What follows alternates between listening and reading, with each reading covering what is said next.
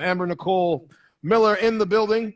We are each and every Tuesday night, 11 p.m. Eastern Standard Time, 8 p.m. Pacific Standard Time. Don't forget, join us each and every Sunday. Next Sunday, joining us on Hot Topic Celeb TV from the 24 series, the legendary actor James Morrison. The following week, we have from the Karate Kid and from Cobra Kai series, Sean Kanan will be in the building. And the following week after that, we will be having Shane Johnson, a.k.a. Cooper Sachs, from the Power series. Don't forget, you can tune in on Instagram Live each and every Sunday for actors, directors, producers, and conversation. Every Tuesday night on Hot Topics After Dark in Conversation, we'll be doing the hot topics of all things entertainment and politics and news. And also, you can find us on YouTube. If you missed this podcast today with Amber Nichole Miller, you can find it on this Saturday, airing at 6 p.m. The full episode will be available on YouTube. So, continuing on that, in the sense that subject, in the sense for you, like, how did you, first I want to talk about, in the sense, number one, I know that over the last few months, you went through some censorship where you had your social medias pretty much canceled and you had your verifications canceled. How did that come about, in the sense, number one? And I know, especially for you who has built such a massive following, in the sense, number one, and that being important, obviously, towards what you've built towards your brand. How did that affect you, in the sense, with your brand-wise? And why do you feel, and did you get any explanation of why that happened? I'm like, that's a big loaded question. Well, obviously we all know that social media is censorship central at this point. And, you know, it really, you know, it started with people not liking me talking about sex trafficking. They really don't want me to use the word. I mean, you saw Facebook did a, you know, a broad scope post that said, anyone using the hashtag save the children or save our children will be either disabled or removed. And you'll be directed to a real group, is what they said, that, you know, is a reputable company about Save Our Children. And, you know, I was really minimal about it. I would only use real statistics and real facts. And, you know, things did get salacious. I mean, you're looking at somebody like Epstein going down, and you follow that trail. I mean, if you do the research and you're not a dummy and you use critical thinking, you're going to follow the crumb trail, really. I mean, if you think about it, you're seeing these big names on the, you know, on the Lolita Express. You're seeing these big names going to the island. So when I started posting about that, I was all of a sudden, well, now you're a conspiracy theorist because you believe in sex trafficking and it being tied to people like Epstein, because they wanted it to not be talked about. Because of the names being brought up by that case, I was targeted. And, you know, all of a sudden I was, you know, QAnon, and I was this conspiracy theorist talking about child trafficking. And first to go was my Facebook. No explanation, just gone one day. It completely removed all of my businesses. My main page, which I've had for over 11 years, my sunglass page, my bathing suit page, my modeling page, my Save Our Children initiative, and my social foundation, all removed with one delete, because all those pages were connected to my main page. Then they started deleting all of my Instagrams for my social foundation, Save Our Children initiative. I kept creating new ones. They just kept disabling them. And then my verified page on Instagram, which was Amber Nichole Miller with no two, was verified with 90,000 followers, and it was disabled November 5th, and it's still on Instagram. You can still find me on Instagram, but it has my picture, it has my name, it has my verified badge, but it says still loading. So it has nothing besides that. And when that happened, I was, you know, frantic. I hired every hacker I could think of. I was like, I'm willing to pay whatever. You know, I've built this, you know, community of followers. I've built a community of magazines and editors and, you know, TV shows that I was in contact with for other things.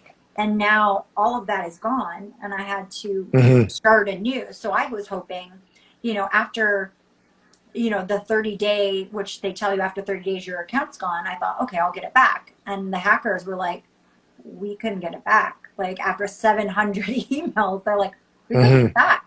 And I was like, shit, I'm going to have to start all over again.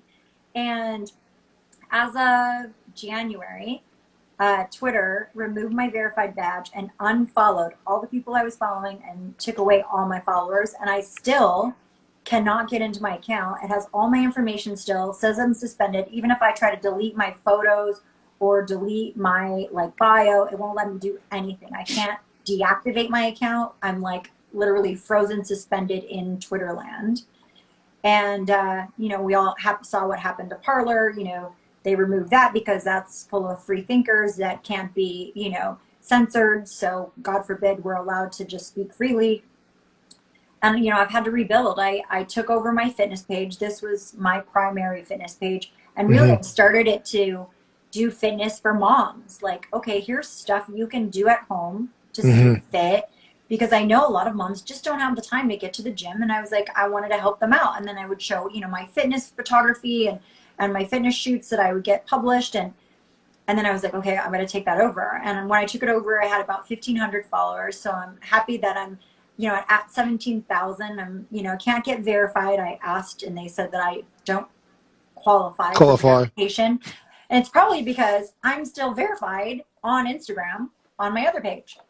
So, you know, it's about reimagining again. And I'm like, you know, I just am very careful about what I post or repost. I'm really careful about what I hashtag because any of those things can get you censored. I just had somebody report one of my pictures where, you know, I was in plastic and I made sure that they blurred out everything. You couldn't see any, like anything because I was topless, but you can't see anything. But I made sure like everything was fully edited so you couldn't see anything.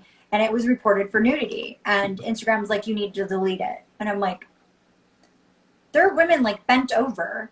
And there's like pedophile pages. And there's like exploitation pages. But my page where I'm fully covered and the nipples are covered, but I'm just so happen to be behind plastic. Well, that, you know, it got reported by someone. And now I have to remove this post. It's, you know, we're in a real weird world.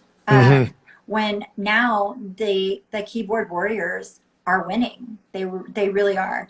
They've been winning though. They've been winning. It's not to me to me this.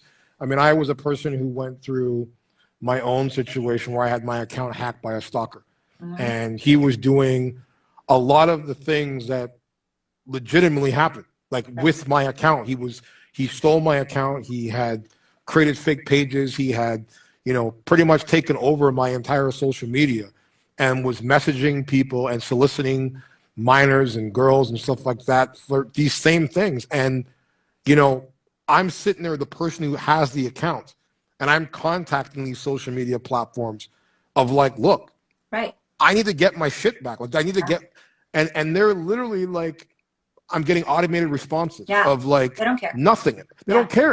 And this is where I'm going. I'm like, when I finally got, you know, back access for it, and even right now, like my account on Twitter, I lost my verification, I lost all that stuff, and the person still has the account up on Twitter in the sense, number one, using a Donald Trump photo, and using and I'm like, this is what I'm talking about. Like these companies act like they fucking care. Yeah, they don't. And they really don't. I mean, so for you, like, why do you feel that they targeted you? And didn't Tito get his verification removed too? On his Instagram? Yes, his Twitter did, not his Instagram. Okay. But he has been shadow banned for like, I don't know, 10 months. And he just now had a his activity is actually at a plus 500%. That's how far back he was, like, of being viewed. So, and you know, the very same thing, I got hacked as well. I think it was the year before last. And when I finally got my account back, Instagram would not help me. They don't care. Of course. I actually hired a hacker to get my account back. And he's like, I'll create a new email for you. I'll go get it and I'll bring it back to you. I was like, done.